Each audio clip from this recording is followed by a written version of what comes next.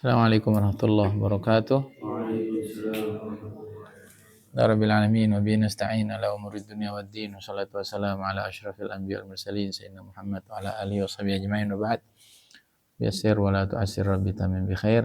Al-Fatihah. Rabbil alamin arrahmanir rahim.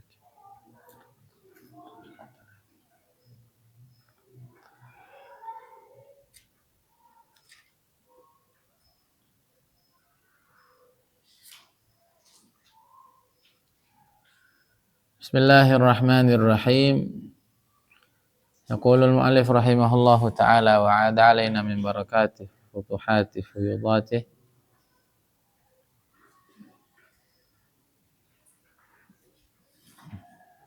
ila an qala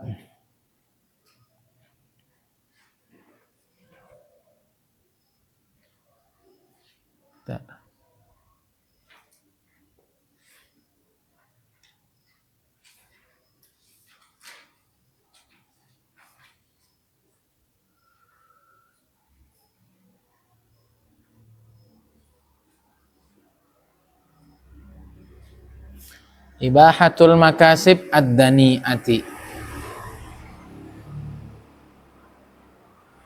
kebolehan bekerja dengan pekerjaan-pekerjaan yang dianggap rendah. Apa seumpama? Tambal ban, apa lagi?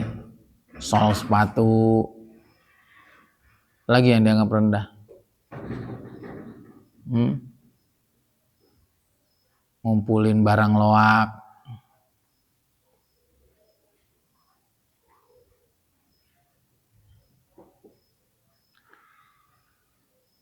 Itu boleh apa enggak? Jawabannya boleh. Menurut jumhur ulama, menurut jumhur fuqaha, bahwa segala macam kerjaan yang halal walaupun dianggap rendah dan hina oleh sebagian orang, hukumnya boleh.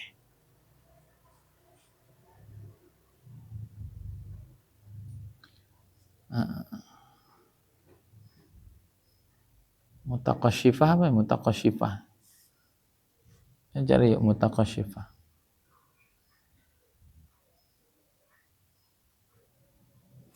Kayaknya sufi deh.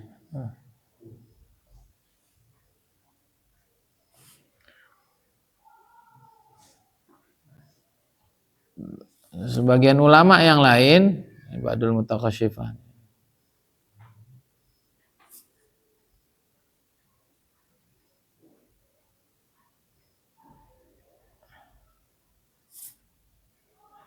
bagus. Sebagian ulama yang lain mengatakan bahwa kerja yang hina itu atau yang dianggap rendah oleh kebanyakan orang itu nggak boleh, kecuali dalam keadaan terdesak. Tambal ban, apa lagi? Kang parkir gitu ya. Parkir bener parkir ya. Jangan motor datang dia kagak parkir, kiraan pulang ada priwit. Itu syubhat itu. Enggak ada kerjanya, tanahnya tanah orang, terus tahu-tahu datang meriwitin, orang kesel itu. Nah, jadi pekerjaan-pekerjaan yang dianggap rendah itu menurut sebagian ulama apa? Kata siapa?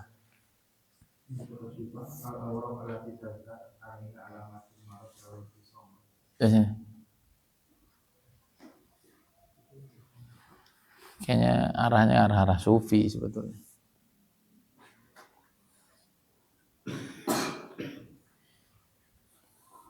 Oh jangan ini, jangan kasih alif.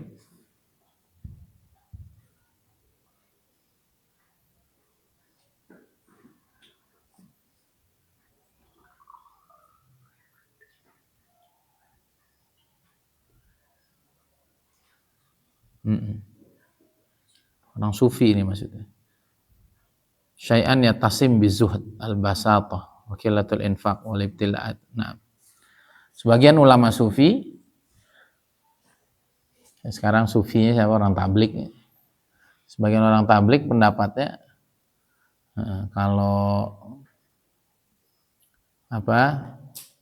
yang terlalu menghinakan diri sampai dianggap rendahan itu ustadz lah seumpama. Ustadz kok ngojek? Nah itu haram kata Karkun. Haram kata sebagian sufi. Itu ngejatuhin muru'ah. Enggak lah. Ya. Ustadz kok ngojek? Walaupun kalau bisa ya jangan. Tapi kalau dibilang haram ya nggak boleh. Sebaiknya jangan memang. Tapi kalau dibilang haram, kecuali emang nggak punya duit lagi, ya itu nggak bener. Ustadz ngojek, Ustadz jadi tukang sapu jalan, Ustadz jadi bersihin gorong-gorong, selokan, nah itu nggak pantas. Tapi kalau harus dikerjain, ya nggak apa-apa. Tapi memang menjatuhkan muru'ah, menjatuhkan nama baik. Tapi hukumnya haram, nggak bisa bilang haram. Nah kata sebagian ahli sufi, itu nggak boleh sama sekali kecuali darurat. Kenapa? Karena ada hadits laisa lil mu'min ayyudhilla nafsah. Orang iman tuh nggak boleh menghinakan dirinya. Atau hadis Nabi SAW yang lain, Inna Allah Ta'ala yuhibbu ma'aliyal umur wa yakrahu safsafaha atau wa yubghidu safsafaha. Ini kan ada di mana ini? Ada di Ta'limu Ta'lim. Allah suka kepada hal-hal yang high class, Allah nggak suka yang lower class, yang tingkat rendah begitu. Nah ini dalil ini terlalu umum. Jadi dalil itu kalau terlalu umum itu rentan salah, rentan terlalu tergesa-gesa untuk jadi hukum, nggak boleh. Dalil itu mesti spesifik. Tidak boleh bagi seorang mukmin untuk menghinakan dirinya. Allah suka hal-hal yang high class, tidak suka yang lower class. Itu kan luas sekali itu. Nah, jadi nanti kamu kalau debat sama orang, kalau diskusi sama orang, itu dalil itu harus jelas gitu. Mana itu? Contohnya lah sahabat terus apa gitu tindakan yang ada kerja-kerja yang dianggap rendah di masa itu lalu dikiaskan, kan nggak ada kan, ini umum saja. Ya, jadi secara hukum nggak apa-apa. Secara hukum nggak apa-apa. Tapi sebaiknya memang ditinggalkan. Tadi itu ada idlal lin nufus, ada idlal lil anfus. Jadi tadi itu. Makanya mondok yang benar. Biar jangan sampai ngojek. Nah, karena kalau kepepet ya ngojek orang itu. Gitu. Nah, kalau bagi orang umum ngojek nggak apa-apa, bagi ustadz tuh kurang pas memang. Lagi ntar boncengin yang pakai rok pendek gitu kan, yang kan repot. Astagfirullah. Pak Ustadz. Gitu. Paham nggak? Jadi emang nggak pas gitu. Ustadz angkat-angkat itu terus Ustadz jualan cilok kan nggak enak. Ustadz beli cilok aja kan perlu ngumpet, bener nggak? Saya kalau ada kalian nggak beli cilok, saya wah Ustadz masih demen cilok juga. Itu beli loh, apalagi Ustadz jualan cilok, ini gimana? Nah itu nggak haram. Kalau dibilangin haram seperti ba'dus sufiyah ini ya salah juga. Tapi kalau ya udah nggak apa-apa, sah-sah aja, kurang pas juga. Maka belajar yang serius, amalan yang bagus dari sekarang. Kualitas diri ditingkatkan, skill diperbanyak. Yang kelima, dari sekarang bangun mental kaya. Kamu udah tahu nggak sih mau jadi orang kaya gimana? Tadi saya habis ngobrol sama Ustadz Asep namanya, yang di Al-Fatonah. Al-Fatonah ada aja orang baru. Gimana kaya? Biar kaya gimana, Mar? Mau kaya nggak kamu, Mar? Gimana caranya? Pikir aja biar kaya, udah gitu aja. Jadi dari Ustadz Abu Syauqi gitu, dari buku pikiran gitu. Kalau mau kaya, pikirlah jadi orang kaya. Udah, nanti gue jadi. Jangan pikir caranya, beneran. Dulu saya juga nggak percaya sih. Kalau kamu mau jadi orang kaya, mau jadi apa aja, jangan pikir caranya. Pikir aja kamu udah sampai ke sana. Nanti jalannya ada. Lucu ilmu pikiran itu. Innamal a'malu binniyat, itu dalil. Kamu niat aja, ntar juga amalnya datang sendiri. Beneran.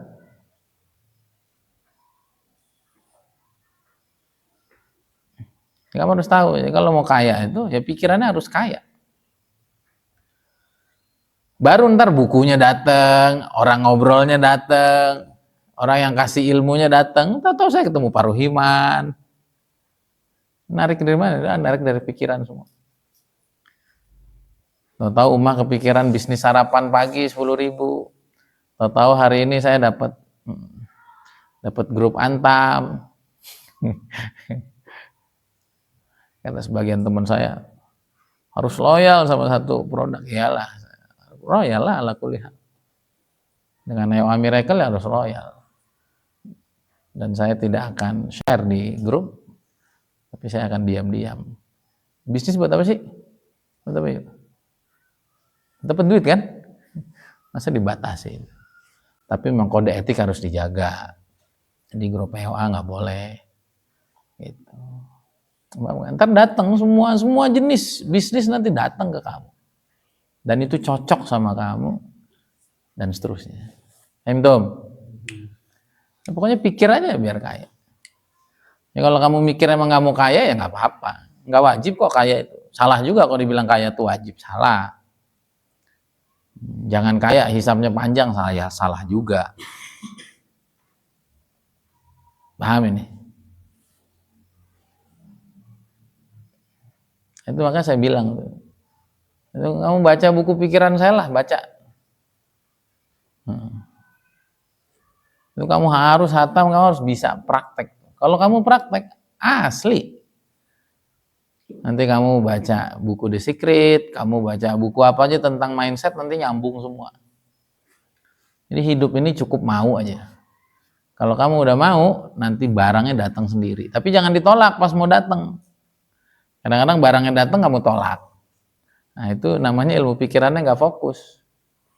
Pas dia datang ya jangan ditolak. Gimana kamu harus ngamalin, kamu harus praktekin.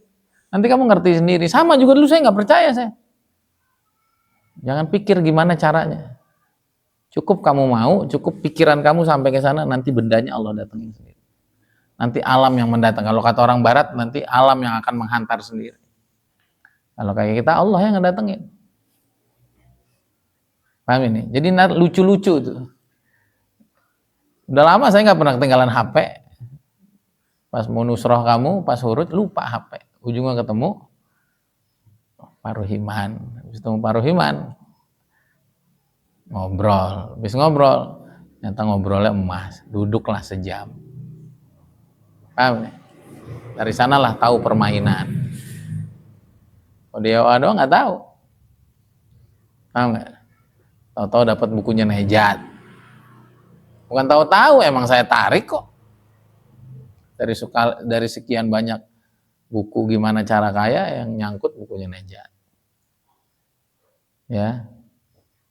Apalagi? Datang semua, unik-unik aja pokoknya. Unik-unik pokoknya, apa? Itu mau kaya, mau jadi hafiz Quran juga begitu.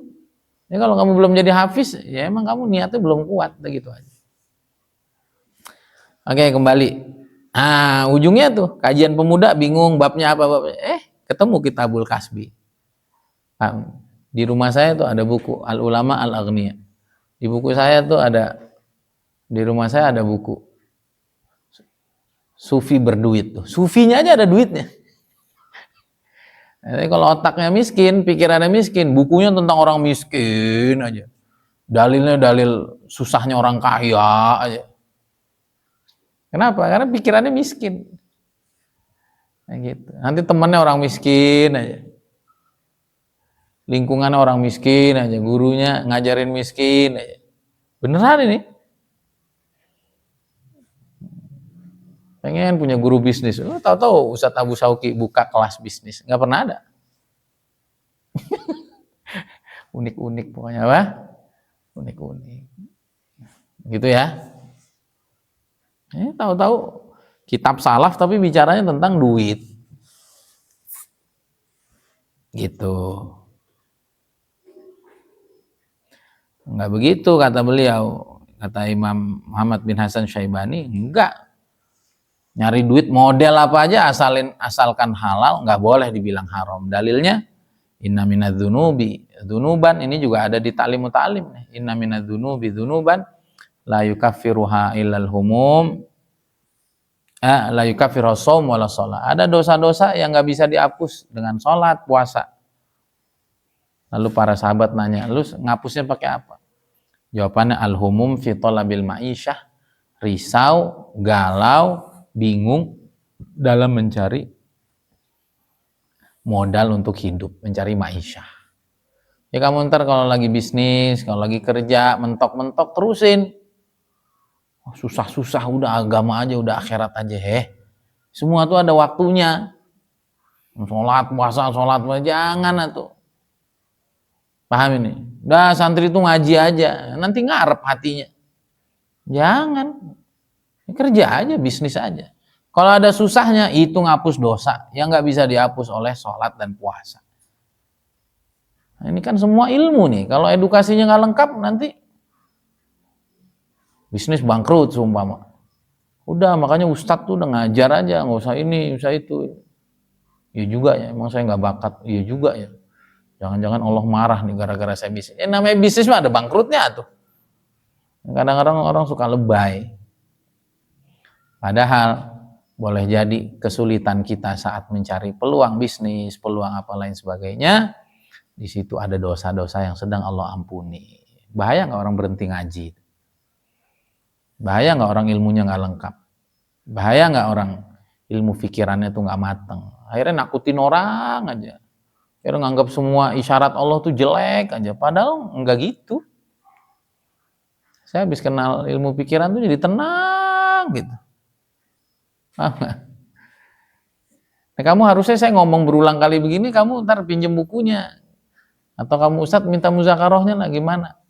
Harus dipraktekin dari sekarang, biar kamu tuh tenang. Saya asli tenang banget sekarang.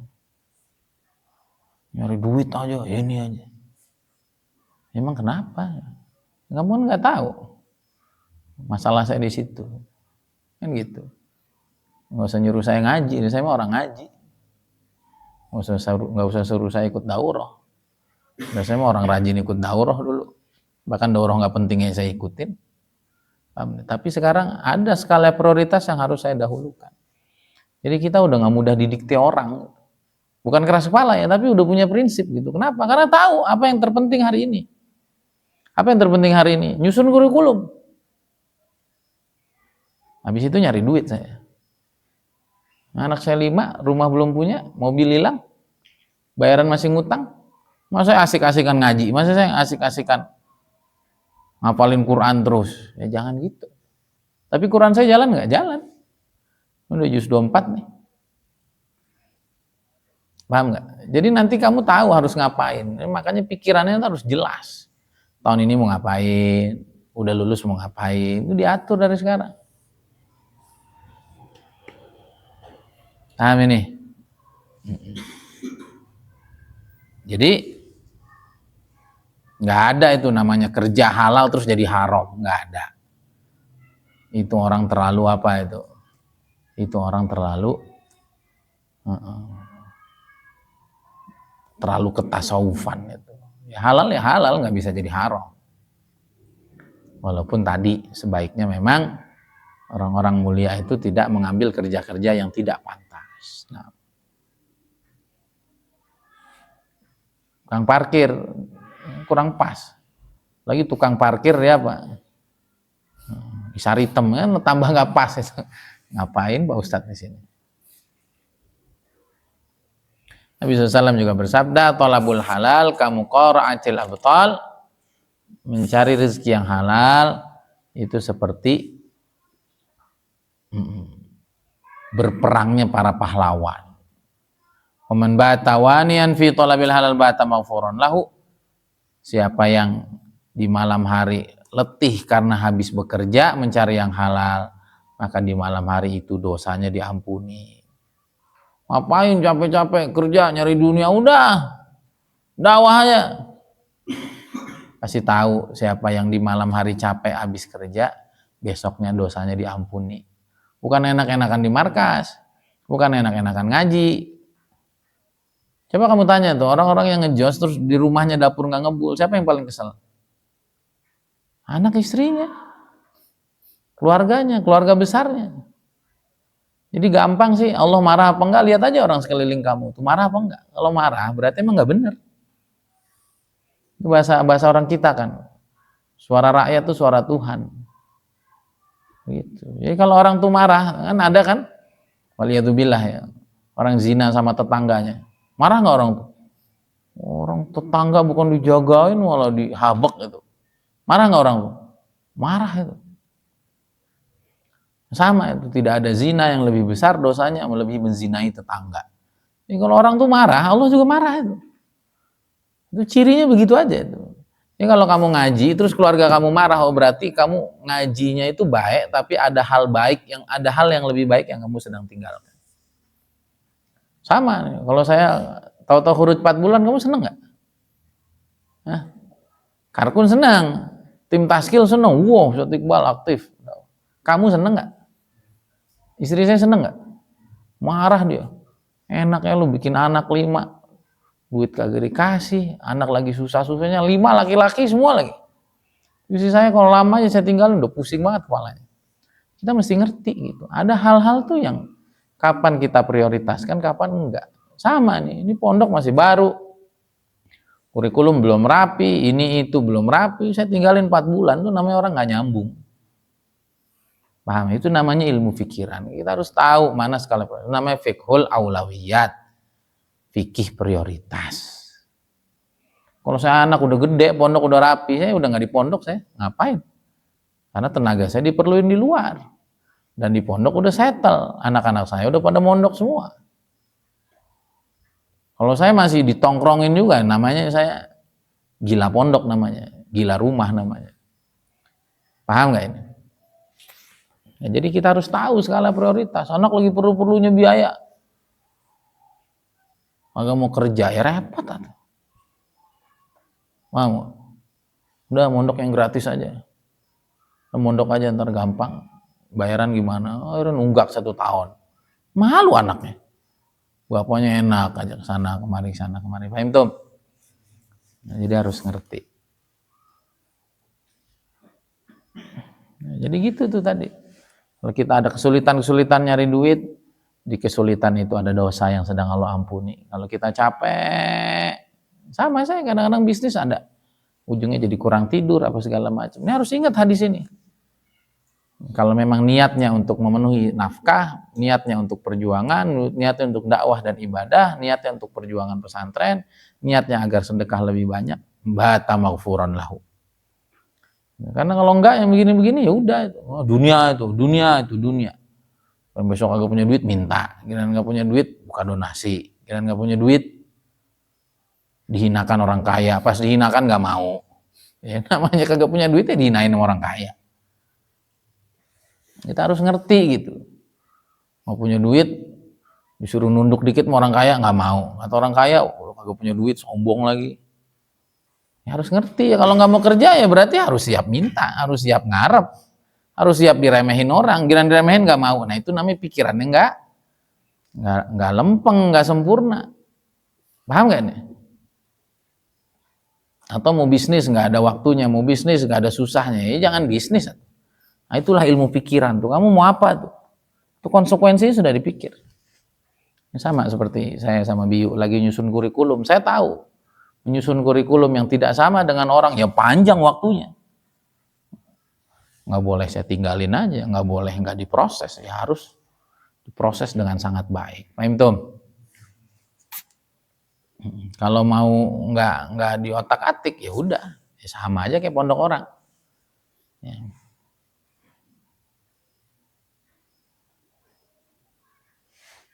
Wa qala sallallahu alaihi wasallam afdhalul amal al-iktisab lil infaq alal iyal. Rasulullah bersabda, amal terbaik adalah kerja agar bisa membiayai kehidupan keluarga. Itu coba. Bukan zikir, bukan baca Quran di masjid. Kalau urusan nafkah belum beres di rumah, udah pasti gedek, orang rumah pasti gedek. Biaya kurang, dia diem aja muter tasbih. Paham nggak ini? Ya, kecuali udah beres semua, udah settle semua, ya jangan kerja melulu. Kerja kagak ada beresnya, ya masuk masjid, ya dakwah, ya ngaji gitu. Kalau belum cukup duitnya ya kerja, udah cukup duitnya balik lagi. Afdhalul amal al-iktisab lil infaq alal iyal. Tanpa ada perincian kerjanya model apapun. Jadi namanya kerja dapat duit ya itu kebaikan semua. Kerjanya dianggap hina apa enggak hina.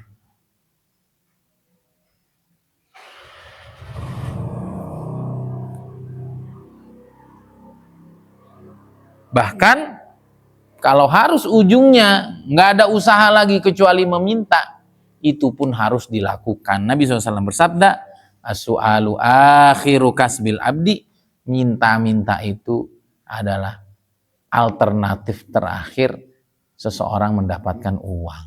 Tuh. Tapi ini udah terakhir.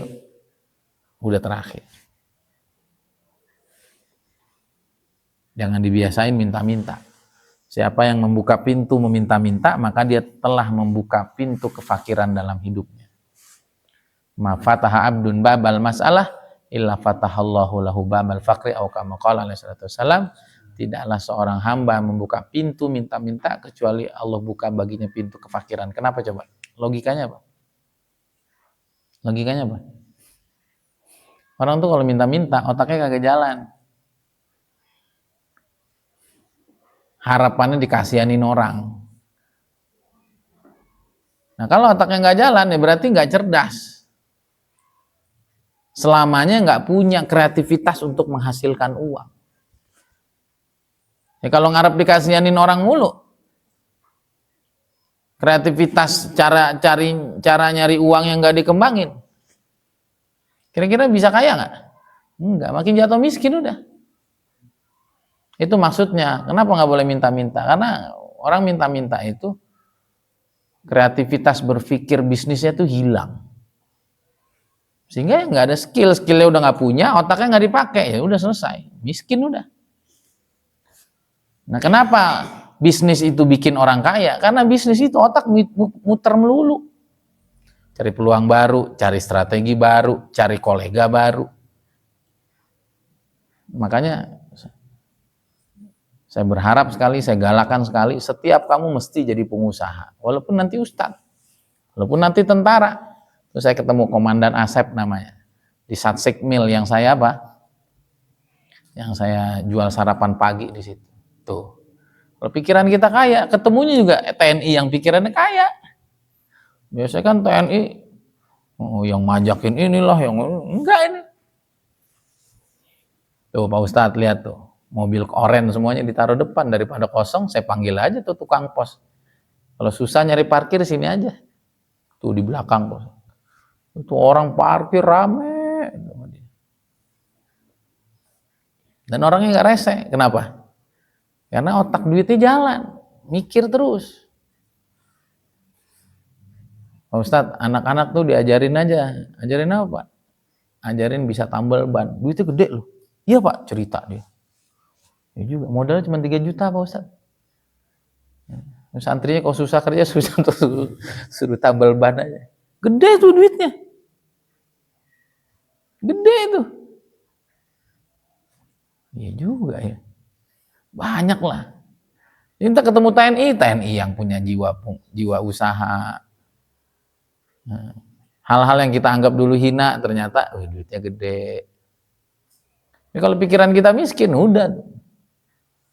Ketemu orang miskin aja. Kajian orang miskin aja. Beneran bahaya pikiran ini. Sama kalau kamu pikir jelek aja tentang orang, pas denger ngaji, kan bener dia ngomongnya jelek semua. Lepas kita husnuzon sama orang, ih bener bagus ya. Hati-hati. Paham nggak?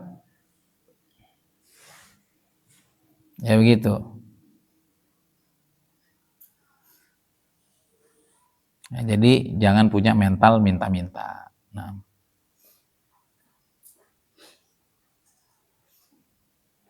Nabi SAW juga bersabda kepada Sayyidina Hakim bin Hizam radhiyallahu ta'ala anhu atau kepada sahabat lainnya, maksabatun fiha naqsul martabah khairun laka min antas alan nas a'tauka au mana'uka.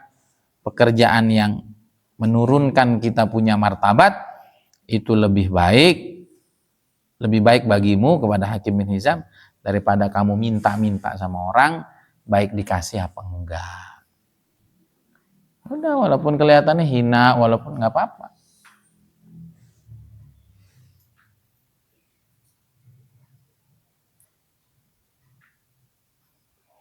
Kemudian beliau bilang, yang hina itu bukan kerjaan, yang hina itu berkhianat, nipu, nggak tepat janji, sumpah bohong, pelit, gitu. Pekerjaan mah baik semua, kata Imam Muhammad bin Hasan Syaibani.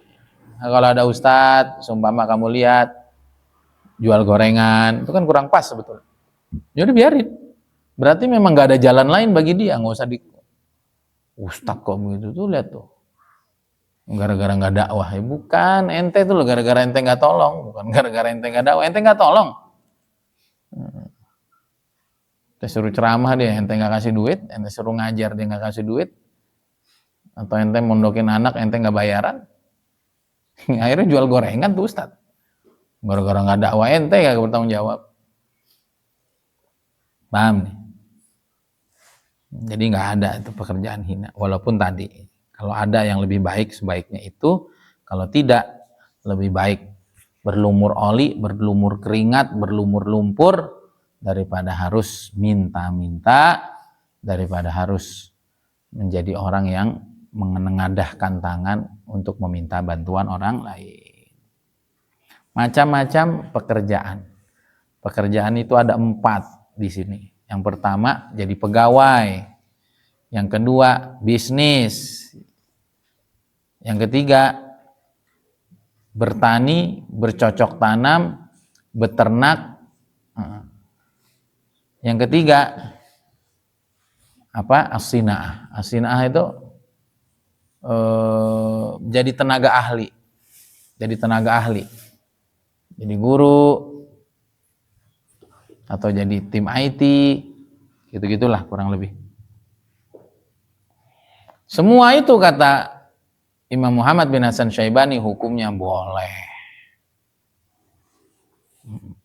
Hukumnya boleh.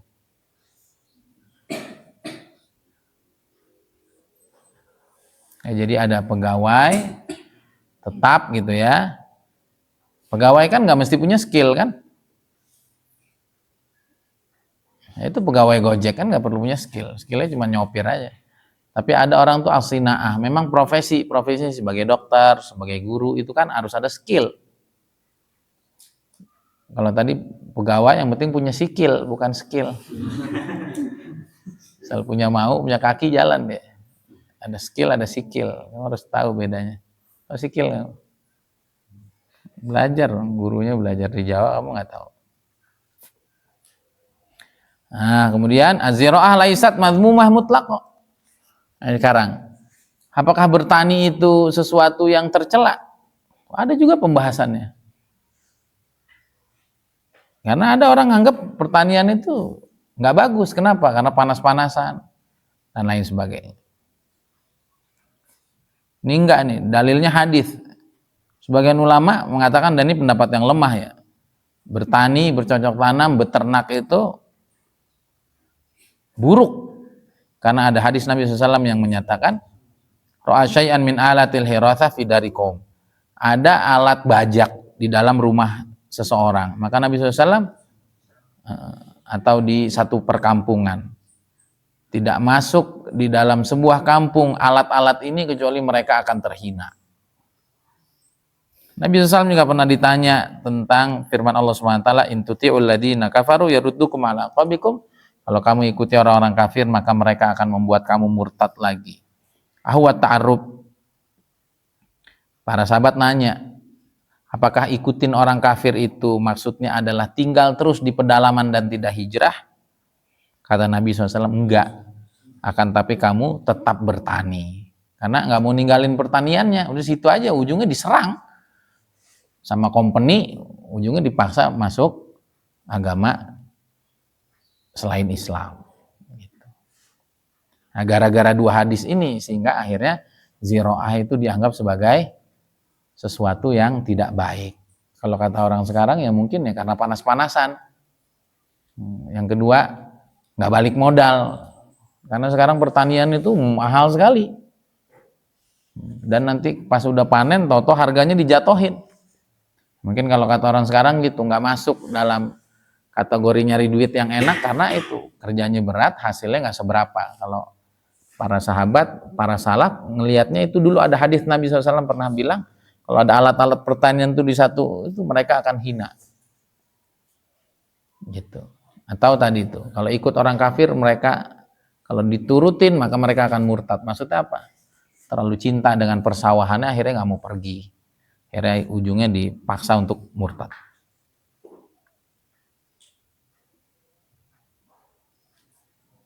Ya, ini juga ada hadis yang masyhur ya, idza tabayatum bil 'inah. Kalau kalian terus bertransaksi dengan persawahan kalian, wattaba'tum adnabal baqar, dan kalian mengikuti buntut-buntut sapi. Maksudnya apa? Nah, maksudnya ya jadi penggembala, beternak. Dzuliltum hatta yutma'afikum, kalian akan dihinakan sampai nanti musuh-musuh ingin untuk menguasai kalian. Karena hidupnya petani, hidupnya peternak memang enak kan? Tanam berapa tinggalin kan? Tinggal sekali-kali dicek, nanti panen dapat. Gitu juga kan peternakan, lepas pulang lagi dimasukin kandang. Maka namanya al-an'am, artinya yang banyak nikmatnya, nggak perlu repot-repot. Tapi nanti hasilnya besar. Nah, Nabi SAW ingatkan, kalau kamu nyaman dengan keduniawian yang begitu nyaman itu, kamu akan dihinakan dan musuh akan mudah menyerang kamu. Ini bukan masalah ziro'ahnya sebetulnya, tapi mental yang dibangun. Mental yang dibangun dari kenyamanan itu. Sebetulnya begitu, nanti dijawab kok. Nggak kebayang kan kamu pertanian dijelek-jelekin gitu. Itu kan berarti ada POV-nya, ada sudut pandang yang Nabi lihat. Tapi kata Imam Muhammad bin Hasan Syaibani nggak begitu. Nabi SAW juga pernah diriwayatkan izdara'a bil jurfi. Nabi SAW juga pernah bertani dengan menggunakan jurf. Jurf itu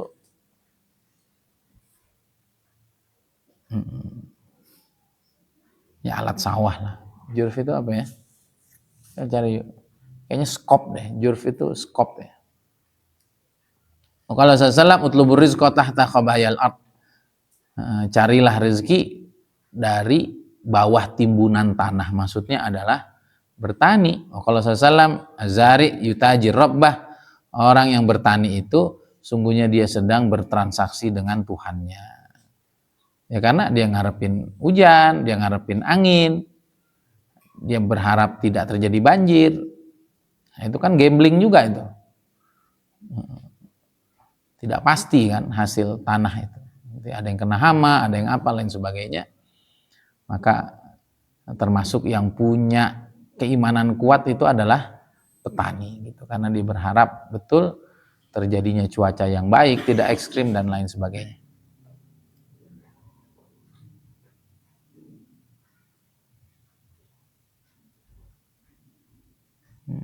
Abi tebing terus juraf cari-cari yang begitu itu skop kan skop itu ya kalau kayak kita pacul lah, saya juga pernah macul.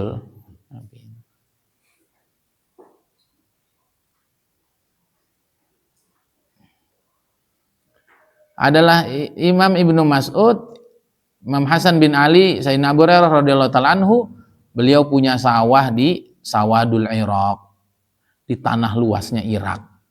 yang menjadi harta ghanimahnya Nabi. Yazra'unaha wa yu'adduna kharajaha. Mereka bercocok tanam di sana dan mereka apa? Mereka membayar pajaknya. Ibnu Abbas juga sama, punya sawah juga di Irak. Bentar lagi juga saya punya sawah insya Allah. Minimal kalau belum punya sawah nanti saya mau bisnis pertanian. Nah, bentar lagi nih. Kamu yang punya sawah-sawah luas kasih tahu saya. Ya. Ini ada sunnahnya nih, mazar ya. Ya kalau sekarang yang bertani itu David Beckham, Mark Zuckerberg, Elon Musk, Steve Jobs, semacam itu. Itu dalil orang sekarang yang kaya-kaya itu sekarang udah larinya ke pertanian. Ya, sahabat juga ternyata bertani. Nabi SAW juga pernah bertani. Jadi enak. Cuma kalau ada orang bilang dunia syekh. Dunia matamu tuh dunia. Nabi pelakunya kok dunia. Ente dunia, kenapa masih hidup di dunia sih ente? Nggak ada orang ngejos, nggak ada ilmu tuh repot. Nah, tadi bagaimana mengartikan hadis-hadis tadi itu? Kalau ada alat-alat ini mereka akan hina. Maksudnya itu tadi, asik, tahu-tahu musuh datang, diserang, dibunuhi, lalu dimurtadkan. Apalagi tadi, ya kan? Kalau ada alat-alat ini kata Nabi mereka akan dihinakan. Tadi kalau ikut orang-orang kafir, maksudnya apa? Terus aja udah tahu orang kafir udah mengintai masih aja bersantai ria dengan pertaniannya, peternakannya, ujungnya diserang. Maksudnya begitu. Nah ini takwilnya bagaimana? Idza ishtaghala an-nas kulluhum bizira'ah wa 'aradu 'anil jihad hatta yatma'a fihim aduhum tuh. Jadi kalau orang tuh sibuk bertani, sibuk beternak, enak. Kamu lihat aja orang punya tani, punya peternak, dia nyantai aja. Datang bawa rantang gitu kan. Pulang sholat, malam udah krik tidur. Begitu enak banget itu. Panen gede. Nah, orang dulu itu nambah sawah lagi, nambah ini lagi, nambah rumah lagi. Enak bener. Tapi kalau ini dibiarin, tidak ada perjuangan dakwah, la ilaha illallah. Nanti jadi cinta dunia. Itu jadi hidup tuh yang standar aja gitu. Paham nggak? Waktunya dagang, waktunya bisnis, waktunya bercocok tanam, ya bercocok tanam. Waktunya khurut, ya khurut. Waktunya khurut, jangan jelek-jelekin yang bercocok tanam. Waktunya bercocok tanam, jangan jelekin yang khurut. Kan sebenarnya gitu. Ini. Nah, itu ada hadisnya. Wa qa'attum anil jihad. Kamu nggak mau jihad. Wa dhalaltum hatta yutma'a fikum. Akhirnya kamu hina. Akhirnya udah itu. Hidupnya cuma begitu doang. Untuk bertahan hidup. Hatta yutma'a fikum. Sampai nanti musuh-musuh kamu kepengen untuk ngebantai kamu. Kenapa? Karena orang Islamnya sibuk. Paham nggak ini? Fa'amma idza ishtaghala ba'duhum bil jihad wa ba'duhum biz-zira'ah. Adapun kalau sebagian mereka sibuk jihad, sibuk khuruj kalau sekarang, sibuk ngaji sekarang, sibuk ngajar asatid, sebagian lagi sibuk dagang, sebagian lagi sibuk bertani, fa fi amalil muzari muawanatun lil mujahid. Akhirnya orang yang lagi bercocok tanam bantuin mujahid, yang mujahid bantuin yang cocok tanam. Dengan adanya orang jihad musuh takut, dengan adanya orang nyawa yang mujahid bisa makan. Kan enak sebetulnya hidup itu. Nyalain ini, tuh nyalain ini, repot.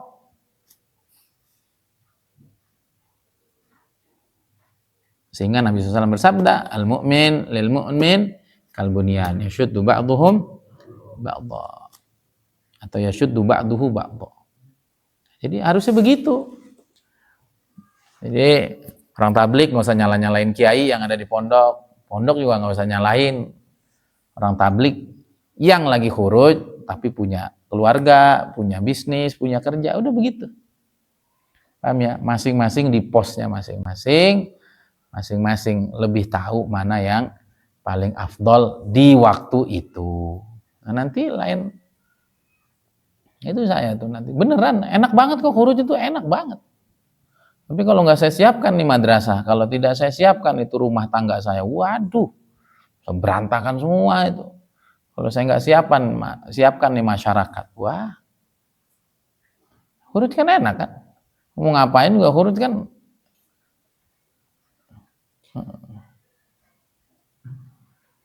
Udah kesan baik, kesan nggak baik udah tinggal. Kesan baik, kesan nggak baik tinggal. Kalau hidup makomi nggak bisa begitu.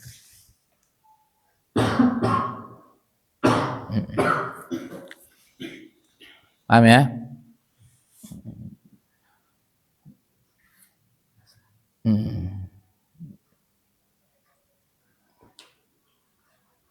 Nah, sekarang terakhir, mana yang lebih baik? Dagang apa? Bertani. Sebagian ulama mengatakan bukan dagang ya, bisnis. Bisnis atau bertani. Sebagian ulama menganggap bisnis lebih utama. Sebagian, karena ada ayat wa akharuna yadribuna fil ard yabtaguna min fadlillah wa akharuna yuqatiluna fi sabilillah. Yang dimaksud dengan yadribuna fil ard yabtaguna min fadlillah adalah at-tijarah. Uzbiki juga bilang fa idza qudiyatis shalatu fantashiru fil ard wabtagu min fadlillah wa dzkurullaha katsira. Itu di situ adalah aibit tijarah. Allah sebutkan dia lebih dulu daripada sebutan wa akharuna yuqatiluna fi sabilillah, disebutkan lebih dulu dari sebutan jihad. Padahal jihad itu adalah puncaknya agama, berarti namanya tijarah, namanya bisnis itu luar biasa hebat. Oleh karena itu Sayyidina Umar radhiyallahu anhu mengatakan, sungguh aku meninggal dunia di antara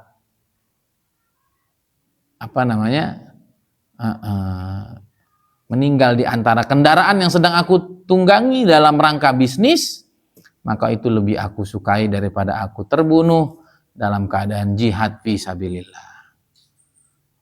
Dunia nih Sayyidina Umar, kan ngawur ini. Nggak bisa gitu. Nabi SAW juga bersabda, at-tajirul amin ma'al kiramil bararah yaumal qiyamah. Pengusaha yang jujur, yang amanah akan bersama malaikat-malaikat mulia yang penuh dengan kebaikan pada hari kiamat. Nah, namun secara jujur, ini kata beliau, wa aktsaru masyayikhina rahimahullah ta'ala ala anna zir afdal minat tijarah. Tapi mayoritas ulama kata beliau, bertani itu lebih utama dari berbisnis, berniaga. Kenapa? Karena bertani itu manfaatnya lebih luas. Karena dengan orang bertani, orang bisa bertahan hidup itu. Dan semua orang makan nggak? Makan. Tapi kalau hasil bisnis semua orang ngerasain nggak? Belum tentu. Tapi hasil bertani semua orang akan merasakan. Khairun nas anfa'uhum linnas. Berarti nah ini begini-gini harus ditulis yuk nanti kesimpulan. Sehingga nanti kamu kerja ini saya terjemah nanti, saya simpulkan, nanti kamu jadikan ini acuan. Menjadi apa, termasuk nanti. Kamu harus jelaskan, ini boleh apa enggak dan lain sebagainya. Itu pertama dari manfaatnya. Kemudian yang kedua dari segi sedekahnya. Sedekah dengan pertanian itu lebih jelas daripada dengan tijarah. Berapa banyak orang punya hasil untung banyak juga nggak disedekahin. Tapi kalau pertanian, manusianya makan, hewan-hewannya makan, burung-burungnya makan. Dan itu langsung apa? Itu langsung menjadi sedekah secara otomatis. Nabi SAW bersabda, tidaklah seorang muslim menanam satu pohon, lalu dimakan oleh manusia, dimakan oleh hewan, dimakan oleh burung, kecuali menjadi sedekah baginya.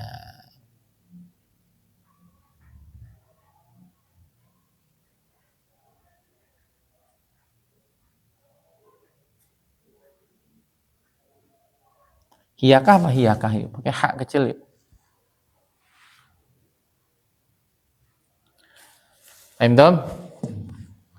Itu begitu. Jadi tadi apa? Kerjaan apapun yang halal ya halal.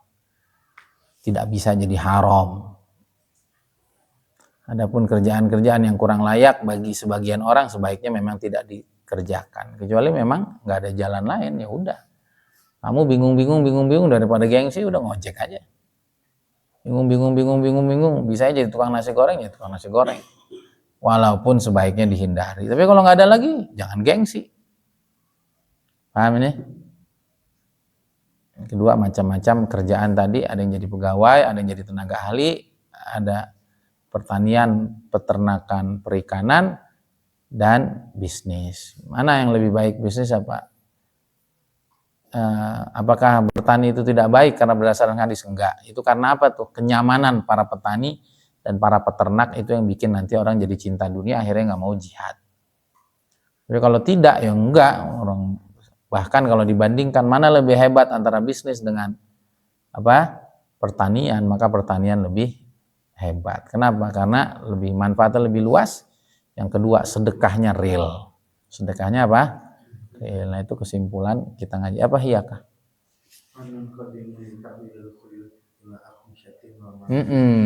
Hiyakah itu kok saya lupa. Hiyakah itu ngejahit. Jadi penjahit. Antara penjahit sama penjahat beda satu huruf. Maka akhirnya sering dibilang, insya Allah jangan insya Allah tukang jahit ya. Insya Allah tukang jahit itu suka tidak tepat, suka meleset. Maka antara penjahit dengan penjahat beda satu huruf. Artinya kamu kalau jadi penjahit ya harus janji seminggu ya seminggu. Maka banyak penjahit sekarang itu nggak mau dikasih uang DP. Depan ntar aja Pak, biar dia bisa ntar. Kamu harus jadi penjahit, jangan jadi penjahat. Nah kalau tijarah tadi sedekahnya nggak real gitu. Kalau orang tuh mau sedekah, tapi kalau pertanian kan nggak sengaja ntar dimakan orang, ada yang jatuh, ada yang apa. Nah, ini sama kata beliau, seperti apa? Seperti menjahit baju, walaupun dengan menjahit baju ini kan baju nih. Dengan dijahit baju akhirnya bisa buat sholat. Tapi tetap aja ini kan dijual bukan sedekah gitu. Walaupun ada manfaatnya, paham nggak? Tapi unsur sedekahnya mana? Walaupun ini profesi menjahit itu bajunya bisa digunakan untuk ibadah, tapi tetap yang namanya ziroah itu tetap lebih utama. Ya. Nah, insya Allah saya juga akan bergerak di bidang pertanian. Yang ditanyakan cukup ya. Jadi tadi ya, kalau kamu capek-capek nanti nyari duit, dan pasti capek nyari duit itu sama saya jadi kepala keluarga, tapi seru. Dan jangan baper. Apalagi mikir,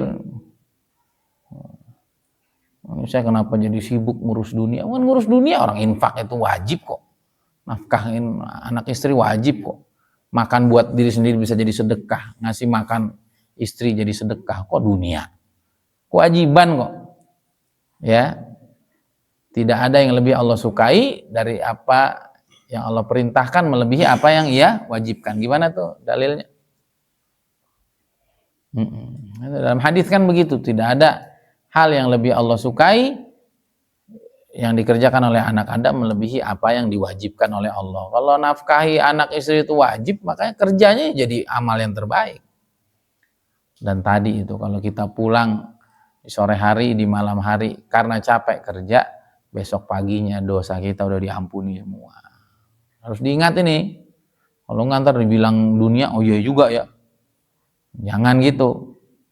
Itu bedanya orang ngaji sama tidak ngaji. Walaupun nanti setelah kita kerja, waktunya ngaji ya ngaji, waktunya khurut ya khurut, jangan alasan.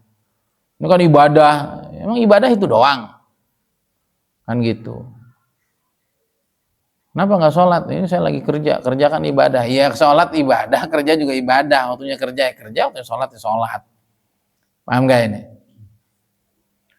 Sama. Kenapa makan terus nggak minum? Ya, makan kan ibadah. Ya minum juga ibadah tuh.